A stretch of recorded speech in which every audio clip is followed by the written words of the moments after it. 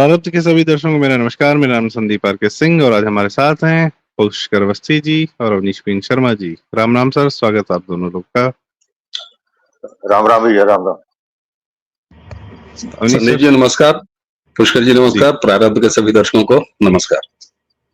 हाँ, तो कल एक अभूतपूर्व बात हुई। पहला ऐसा अक्सर होता नहीं था कि विधानसभाओं की चर्चाओं का जो है पे चर्चा हो। लोग नेता आते थे, अपनी बात बोलते थे, चले जाते थे, कोई ध्यान में नहीं देता कि विधानसभाओं में क्या हो रहा है। पर योगी जी के आने के बाद से लखनऊ विधानसभा, उत्तर प्रदेश विधानसभा में जो होता है वह भी चर्चा का केंद्र बनता है। कल अद्भुत भाषण रहा और लगातार दे रहे हैं योगी जी, बढ़िया भाषण दे रहे हैं। और सिर्फ भाषण कहने को नहीं है, शब्द नहीं है, तथ्य है और उसमें नीयत भी दिख रही है, उसमें कर्म भी दिख रहा है। तो पुष्कर दा, सबसे पहले मैं आपसे जानना चाहूंगा, कल के भाषण में जो योगी जी ने दो तीन बातें कही, एक तो विपक्ष पर आरोप लगाया या एक कहानी के माध्यम से, पंचतंत्र की कहानी के माध्यम से, ठगों वाली कहानी के माध्यम से, और शिवपाल जी को भी बोल दिया कि ये तो भाग गए आज। और सबसे मेन बात, जो गोमती नगर में जल भराव की घटना हुई और जल भराव में कुछ लौंडे सोहदे जो थे, उन्होंने आम जन पर जो है जिस तरीके से छीटाकशी की और उनको जो है पानी में गिरा दिया और ये सब अपने मजे के लिए, पूरा थाना योगी जी ने सस्पेंड किया और उसमें से दो लड़के पकड़े गए, एक पवन यादव और एक शाहबाज। 16 पकड़े गए, लेकिन पहले यही दोनों पकड़े गए थे।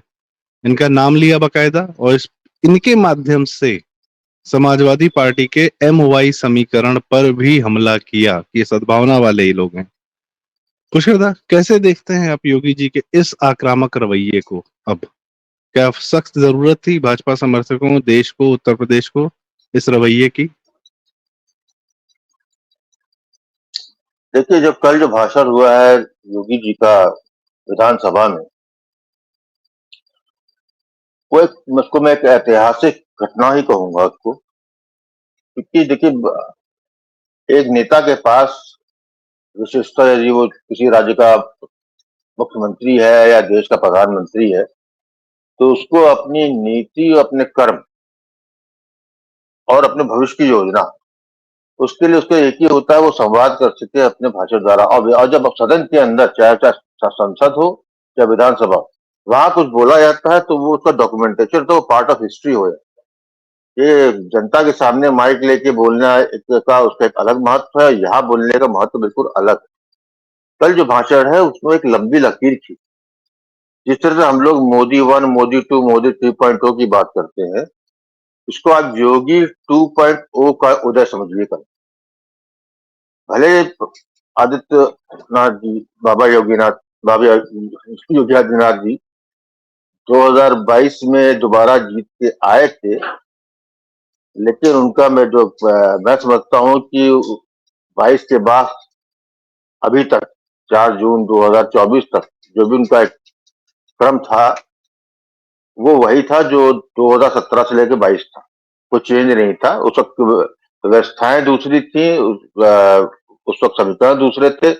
उस वक्त जो है भारतीय जनता पार्टी के केंद्रीय नेतृत्व द्वारा जो मैंडेट दिया गया था योगी जी को शासन करने का, वहीं तक सीमित रहा। लेकिन कल जो था, कल बिल्कुल अलग था। कल आक्रामकता जो हमने परसों नरसों संसद में देखी, अनुराग ठाकुर के द्वारा जिस तरह बात की गई, उससे मैंने कहा था कि ये हरी झंडी लगता जो है बीजेपी के केंद्रीय नेतृत्व ने दे दिया है कि अब हमको जो है जवाब वहां देना है, उसी स्तर पे देना है जिस तरफ से हम पे जो है आक्षेप आ रहे हैं। तो योगी जी ने, बाबा ने वही बात कही जो वो करना चाहते थे, जो कर रहे थे, लेकिन इस बार उनको शब्दों पे उनकी रोक थी, या जो है उन्होंने स्वयं पे अपने पे जो है संयम रखा था। जो भी हो, उसकी मीमांसा हम लोग आगे कर लेंगे। तो उन्होंने कल जो भाषण दिए, जो बातें कही है, वो एक आक्रामक था, प्रतिघात था, और साथ में ब्लूप्रिंट भी था भविष्य का।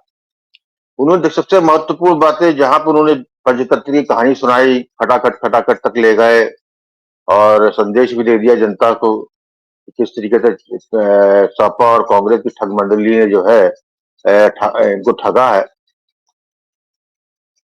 वो तो अपनी जगह पे है, लेकिन उससे ज्यादा गंभीर बात उन्होंने जो कही वो ये कही कि मैं कोई नौकरी नहीं कर रहा, वो कोई नौकरी करने नहीं है। उनके लिए मुख्यमंत्री का पद जो है ना प्रतिष्ठा के है, प्रतिष्ठा उन्होंने एक बहुत क्लियर लकीर खींच दी। यदि उनके प्रतिष्ठा ही चाहिए होती तो वो जिस मठ के महंत है वहां उनकी ज्यादा आदत एक महंत के रूप में और प्रतिष्ठा उनकी है। तो इससे साफ ये हो जाता है कि वो मैन इन एक्शन कह सकते हैं, या ये कह सकते हैं कि जो अब तक जो है लकीर बड़ी खींची दिल्ली से जा रही थी, वो अब लखनऊ ने लंबी खींचना चालू कर दी। यदि कल जो उन्होंने संवाद किया है वो संवाद केवल विपक्ष में बैठे जो सदस्य थे सपा कांग्रेस या अन्य विपक्षी दल के, फिर उनके लिए नहीं था, या ये हमारे आपके ऐसी जनता के लिए भी नहीं, वो भी थे उनके लिए, लेकिन इसकी गूंज जो है दिल्ली तक थी। स्पष्टतः उन्होंने जो है अपना कलेवर, अपनी सोच और अपनी प्रतिबद्धता कि किस तरीके से शासन करना है और किन सनातनीय मूल्यों पर करना है। जैसे उन्होंने अपनी बात में कहा कि जो है जब 2017 में आए तो उन्होंने अपना पहली पारी शुरू की थी, तब उन्होंने कानून व्यवस्था पे जो है व्यापारियों और स्त्रियों महिलाओं इसको उन्होंने दो के लिए कहा था, हम आपके लिए भय रहित वातावरण करेंगे। लेकिन आपने देखा कि उसके बाद जो है एक जैसे जैसे अंतर कलह में भारतीय जनता पार्टी फंसी या अपने कंफ्यूजन में फंसी, या फिर स्वयं भारतीय जनता पार्टी के जो समर्थक उनको लगा कहीं पे जो है जो चीज तेजी और तब जो दिख रही थी, जिस तरीके से लग रहा था कि एक्सपेंशन होगा, वो नहीं हुआ और 4 जून के परिणाम से सबको हतप्रत भी कर दिया। तो उससे समझ में आया कि अब जो है जो शॉक वैल्यू थी वो खत्म हो चुकी। पहले भी जी, जी, हम लोग बात यही करते थे कि जहां तक बाबा योगी जी का संदर्भ आएगा तो ये हमेशा 2027 के कॉन्टेक्स्ट में आएगा, 2024 के कॉन्टेक्स्ट में नहीं।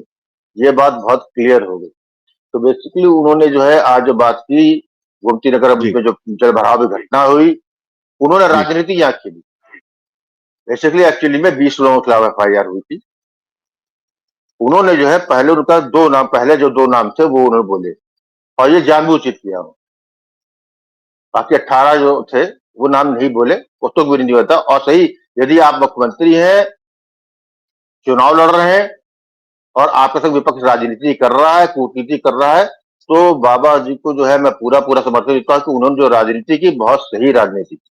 उन्होंने संदेश दिया, उन्होंने कहा कि ये M और Y का जो समीकरण जो है,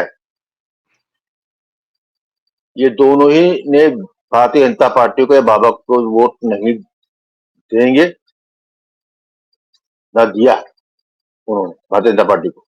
तो उन्होंने इसकी देखी, उन्होंने बेसिकली जो गठबंधन MY का बना है उसको जो है बड़े सहज रूप से जी, सामने रख दिया और दोनों को आइडेंटिफाई कर जी, दिया है as a criminal, as a um, disturbing element in a social value. हुँ, तो वो हुँ, जो है इस तरीके से उन्होंने एक लकीर खींच दी है और वो लकीर जो जी, है लखनऊ से जो है दिल्ली तक की। जी, जी, जी। तो सॉरी, मैं आपने बात बहुत डिटेल में बताया कि उन्होंने जो भाषण दिए हैं, उसमें राजनीति भी की, तथ्य भी बताए, अपने काम भी बताए और सबसे ज़रूरी बात कि एक वर्ग को स्थापित किया कि ये डिस्टर्बिंग एलिमेंट है, ये पूरा उत्तर प्रदेश जानता है। ये दोनों डिस्टर्बिंग एलिमेंट आज से नहीं है, बहुत सारे लोगों को तकलीफ हो रही है कि नाम क्यों ले लिया, नाम क्यों ले लिया। खैर, मैं उन्नीस जी के पास आता हूँ। सर, कल के भाषण में आपको क्या लगा कि और योगी जी के कल के परसों के मतलब ये जो लगातार आप विधानसभा का इस्तेमाल कर रहे हैं, सही इस्तेमाल कर रहे हैं, सदुपयोग कर रहे हैं, उसको आप कैसे देखते हैं? और दूसरी बात, कुछ लोगों को तकलीफ है कि पर्टिकुलरली मीडिया वाले हैं, दिल्ली मीडिया वाले, कि नाम नहीं लेना चाहिए था। तो सर ये लोग क्यों अचानक से जो है अखिलेश समर्थक वोटर बैंक को बचाने चले आते हैं मीडिया वाले? ऐसा क्यों करते हैं ये लोग? ये 2 सवाल हैं, अवनीश सर। और आपके अपने जी, विचार भी जानना चाहेंगे हम। जी। जी, जी, बिल्कुल, बिल्कुल। योगी जी ने जो विधानसभा में कहा, मैं उसको दिल्ली के सानिध्य में नेक्स्ट लेवल देखता हूं। जरा याद कीजिए, आतंकवादी कपड़ों से पहचाने जाते हैं, किसी ने कहा था इस देश में? प्रधानमंत्री नरेंद्र मोदी ने यह कहा था। और यहां पर उत्तराधिकार जब कहने में भी योगी आदित्यनाथ के पास आता है तो वो नेक्स्ट लेवल जाते हैं।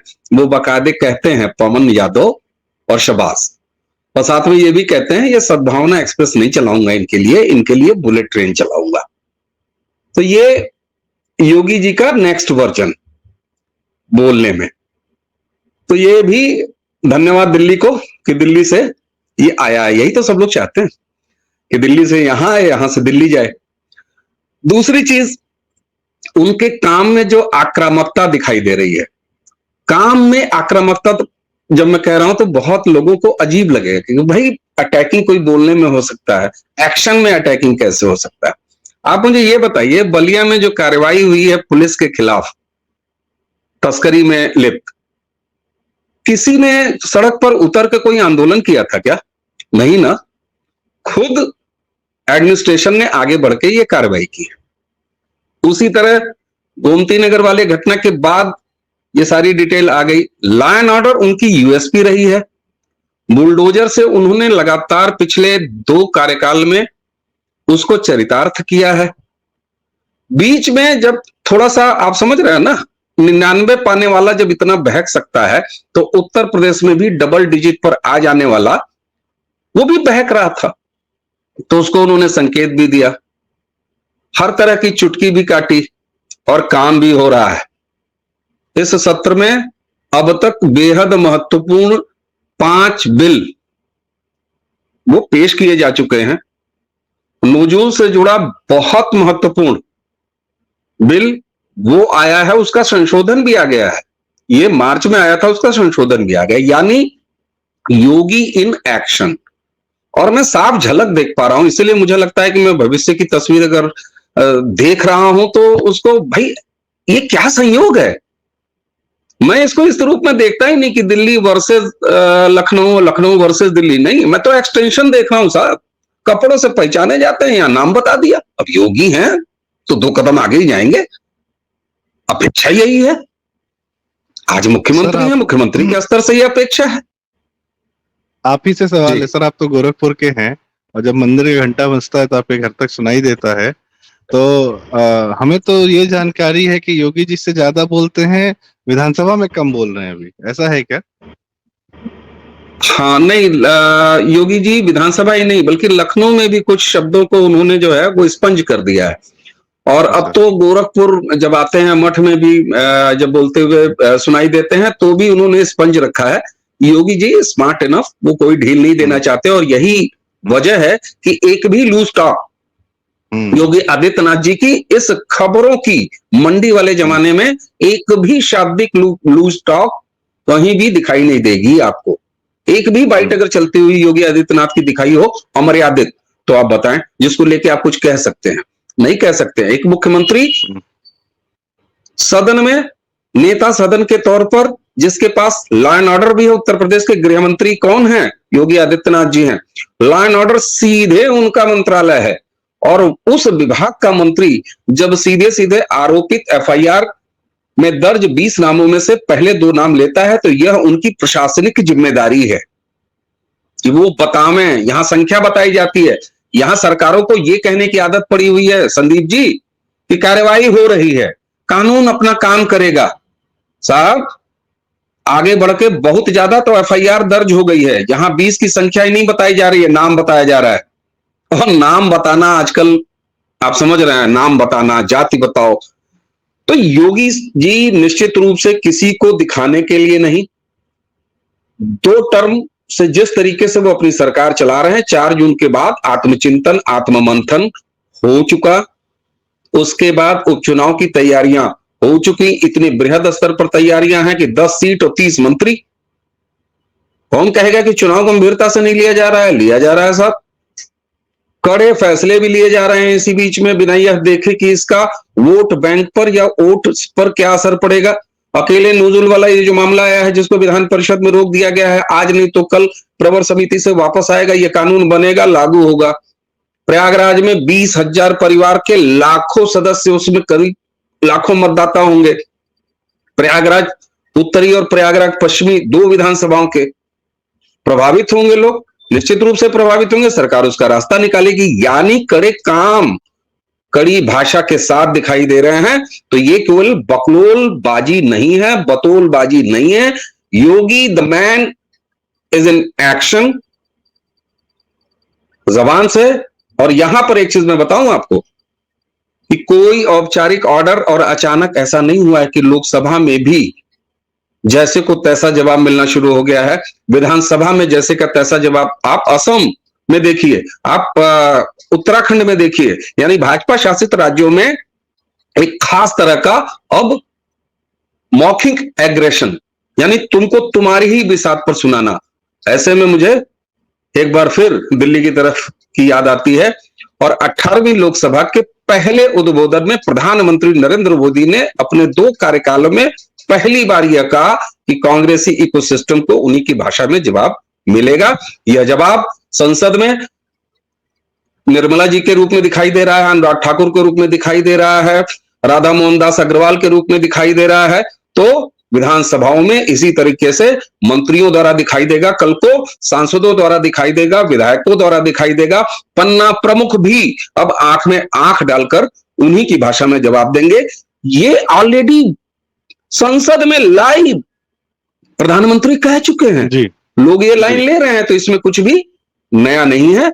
यह निश्चित रूप से यह दिखाता है कि भारतीय जनता पार्टी संस्कार से एक है, अपने शीर्ष नेतृत्व से लेकर नीचे तक एक ही फ्लो ऑफ इंफॉर्मेशन पर काम करती है। आप उसे आदेश समझे, निर्देश समझे या टीम भावना समझे। जी सर, आपने इतने मंत्रियों के नाम लिए, मैं 2 नाम और लेना चाहूंगा। अमित शाह जी, केरल की गवर्नमेंट ने उन पर आरोप लगा दिया कि एनडीआरएफ और जो एनडीएमए की सारी है वो गृह मंत्रालय में आती है देश के, तो कि हमको जो है कोई अर्ली वार्निंग सिस्टम नहीं। उन्होंने कहा भाई 23 तारीख से लेटर भेज रहा हूं मैं तुम्हें, 23 को, 24 को, 25 को, 26 को, और एनडीआरएफ की टीम एडिशनल भेज दी हमने। हमारे अर्ली वार्निंग सिस्टम्स काम कर रहे हैं, तुम नहीं कर रहे हो। और बाकायदा ही कि इस प्रकार का झूठ आरोप नहीं चलेगा, बहुत अग्रेसिव तरीके से बोला। वाकई में एक तो कम्युनिस्ट वैसे ही जो है लापरवाह क्या, उनको मजा आता है। जान जो रंजय भाई बहुत बढ़िया बात बोलते हैं, कम्युनिस्ट को जब तक इंसान की लाशें न मिले उसको मजा नहीं आता है, तो वो जबरदस्ती अपने लाशें पैदा करते हैं। जिन गांवों को खाली कराने के लिए केंद्र सरकार 23 जुलाई से कह रही थी, नहीं खाली कराया, और क्या हुआ है केरल का कांड सबको पता है। सिर्फ इसलिए करते हैं इस तरीके की आपदा विपदा पैदा करना, ताकि सरकार से फंड ले सके और उसको अपने जेब में डाल सके, गोल्ड स्मगलिंग कर सके, जो कर सके। खैर, अश्विनी वैष्णव जी जैसे सभ्य आदमी साहब कल वो भी नाराज हो गए, कहे कि पिछले 60 साल में 1 मीटर और मतलब आपने अगर 1 मीटर का भी लगाया हो ये ऑटोमेटिक ट्रैकिंग सिस्टम, तो बताइए, और आप लोग की हैसियत क्या है हमको पूछने की? हाउ डेयर दे, गुस्सा होके। मतलब अब हर आदमी, अब ट्रेन दुर्घटनाओं पे वीडियो आ रहे हैं साहब।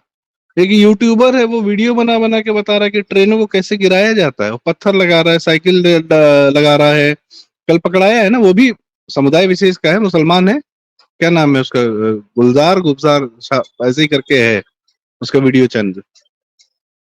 और बीच में कुछ कुछ मतलब ट्रेन की पटरियों पर रख रहा है और वीडियो बना रहा है कि देखो ट्रेन निकल गई, कुछ नहीं हुआ, गिर पड़ेगी भाई, और तरीके बता रहे कि ट्रेन कैसे गिराए जाते हैं। ये हरकतें चल रही इनकी, तो क्यों ना इन लोग का नाम लिया। बाद मैं आपसे थोड़ा सा कम शब्दों में मैं दादा के पास आता हूँ। ये एक समुदाय है मुसलमान, जिसके माध्यम से इसको जो है सिर्फ और सिर्फ भ्रष्टाचारी और बहुत ही घटिया चरित्र के लोगों को ही नेता बनाने में मजा आता है। वो लालू का जंगल राज हो, और या मुलायम सिंह जी रहे हो जिन्होंने कारसेवकों की हत्या की, और जिनके समय में उत्तर प्रदेश तबाही के मुहाने पे चला गया, वो चाहे कांग्रेसी हो, सारे कांग्रेसी से भ्रष्टाचारी होते ही होते हैं। शरद पवार हो, सब पे आरोप है। बंगाल देख लीजिए, पहले कम्युनिस्टों को दिया पूरा समर्थन और अब ममता को दे रहे हैं भरपूर समर्थन, और भ्रष्टाचार और आतंक का क्या नंगा नाच चल रहा है।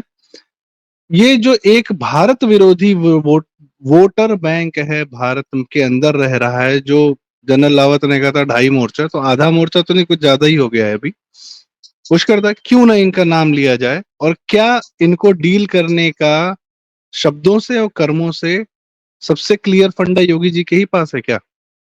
मैं थोड़ा कम शब्दों में आपसे जानना चाहूंगा। अवनीश जी ने ऐसी देखिए, नाम तो आंखें लेना दिखाई हैं कि आपसे भी जानना चाहूंगा सेम सवाल सर। पुष्कर दा पहले आप। देखिए, नाम तो लेना शुरू हो गया है ना। आपने कहा कि कभी योगी जी ने नाम लिया, सिर्फ एक नाम लिया, जनता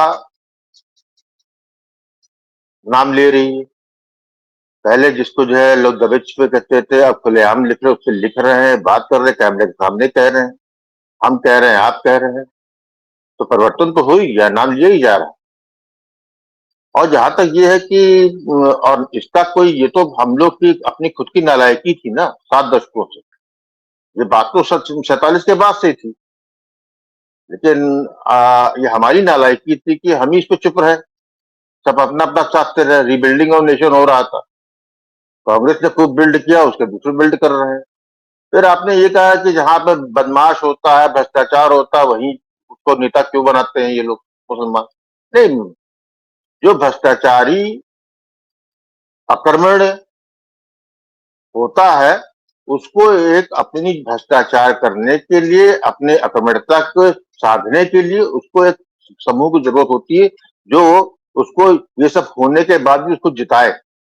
उसमें जो है सहयोग देता है मुसलमान, और उसी कीमत मुसलमान वसूलता है, क्योंकि जो है, जो आदमी जो है स्वयं ही भ्रष्टाचारी है, स्वयं ही जो है अपने आचार और विचार से पतित है, वो हिंदू, उसको जो है उसके लिए भारत या भारतीय का समाज कहाँ प्रायोरिटी रखता है? तो ऐसे लोग उसको पसंद है, तो इसलिए आ रहते हैं।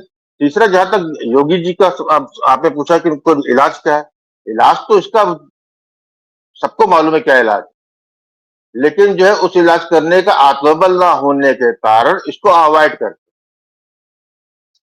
ये जो है भाई आपका, ये हर पार्टी के साथ रहा। अब उसकी स्थिति ये हो गई है कि उसको अवॉइड करते करते करते करते आज स्थिति ये हो गई कि विस्फोटक हो चुकी। आपके यहां से केरला निकल चुका, आपके यहां से बंगाल निकल चुका। वहां बिना जो है एक बड़े नरसंहार के आप उसको वापस जो है ट्रैक पर नहीं ला सकते, और दशकों का काम है।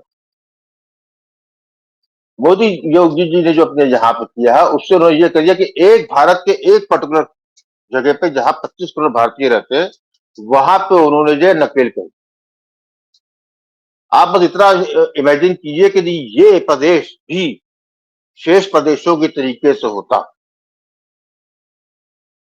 वो प्रदेश जहां के मुस्लिम समुदाय ने पाकिस्तान बनवाया और यहीं रह गए, तो फिर क्या स्थिति होती? तो योगी जी जब तक जो उनका एक लिमिटेड मैंडेट है, एक लिमिटेड परिधि का, उस पर कर रहे हैं, उसमें सफल दिख रहे हैं, इससे इंस्पिरेशन दूसरे लोग ले सकते हैं। हेमंत बिस्वा का काम देख ही रहे हैं आप, बाकी और भी है, उत्तराखंड में भी आप देख ही रहे हैं। तो क्योंकि आपने लेट शुरुआत की है, इसलिए परिणाम जल्दी नहीं आएंगे, विभत्सता और आएगी, सब कुछ होगा, आएगा। दशकों का मामला है, एक और दिन का, दो का मामला नहीं। वो टाइम फ्रेम आपका बहुत पहले खत्म होगी। अब ये है क्योंकि हर राज्य को एक जी। आक्रामक केंद्र की आवश्यकता होती है अपनी सफलता के लिए।